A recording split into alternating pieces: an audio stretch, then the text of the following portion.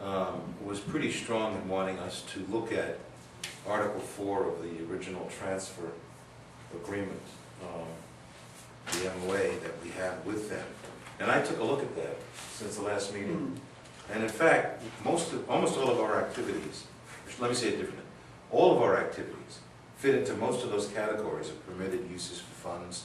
Let me remind the board activities. that we sent to DCAM 2 years worth of transactions that absolutely plugged every number into the, I don't know, 8 or 9 actual activities, agreed upon activities.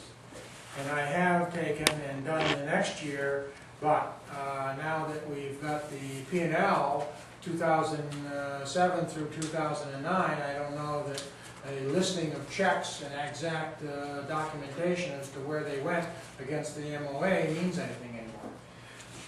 Well, I got the impression, though, from what you were saying last meeting, Rich, that it wasn't so much where we were spending our money, it's that we weren't spending it towards remediating the site Yes. and the buildings. Yes. And where did we get the $6 or $9 or $15 million to do that?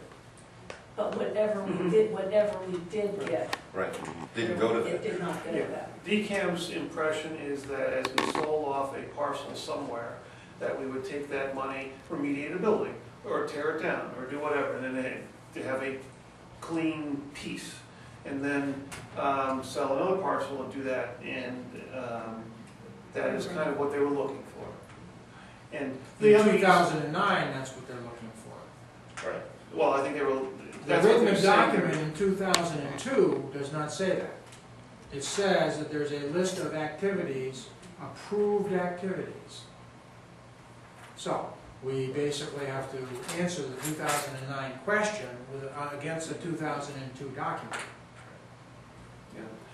His comments that you reported are strongly reminiscent of certain themes that were part of the excitement and energy around initiating the audit. Mm-hmm. And so it would not be a surprise to me if that perspective found its way to DCAM somehow. That's already there. So, It's already anyway, I think what we need to do is just follow through on the Absolutely. tasks Just that keep that it- we've set up just and keep plugging. get that information. there. Keep plugging. Right. Jim? Might I ask for a copy of whatever you sent to the attorney? Absolutely. Thank you.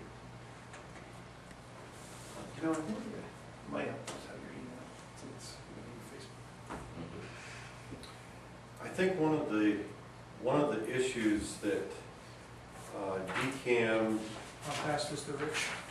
they don't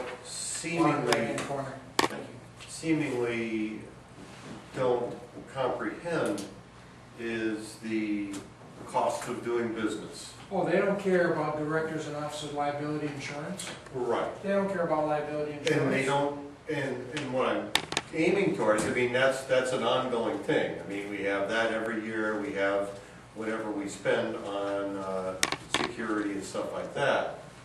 But that in order to sell any of the land except for anything that had road frontage directly on Route 202, which is a very tiny amount, we had to put a road in order for that to be a viable building lot.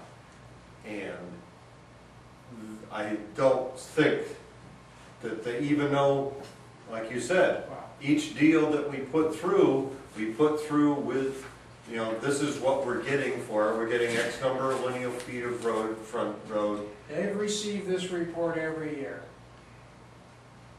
Department of Housing, DCAM. Just gotta give it to them again.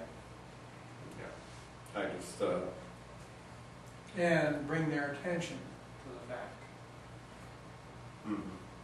I just wonder if some kind of a, I don't know, synopsis, if you will, or approximate annual expenditure of cost of doing business, that they may be.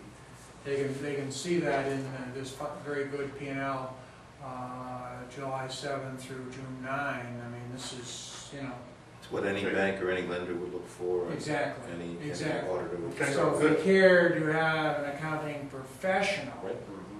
review it, Okay.